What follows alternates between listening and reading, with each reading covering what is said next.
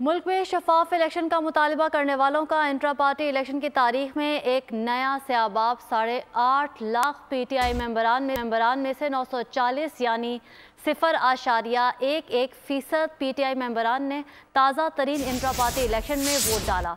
Akbar S Babar बानी रहनुमा पाकिस्तान तहरीक इंसाफ अब अपडेट कर रहे हैं आपको। 8,50,000 member PTI intra party election पर अकबर एस बाबर ने सवालात उठा दिए। मज़ीद तफसीलात जान लेते हैं अपने नुमाइंदे फहद चौधरी से। फहद चौधरी बताइएगा क्या डिटेल्स हैं? जी देखिए, अकबर एस बाबर ने 8.5 लाख PTI मेंबरान में से 940 मेंबरान ने वोट डाला है। इंट्रा पार्टी इलेक्शन के नाम पर इस फ्रॉड को कैसे तस्लीम किया जाए, साथ ही उन्होंने ऐलान किया कि कल PTI इंट्रा पार्टी इंतखाबात को वो इलेक्शन कमीशन में बतौर बानी रुकन चैलेंज करेंगे। जी ठीक है, बहुत शुक्रिया फहद चौधरी तफसीलात के लिए। सब्सक्राइब करें और बेल दबाएं ताकि कोई खबर रह न जाए।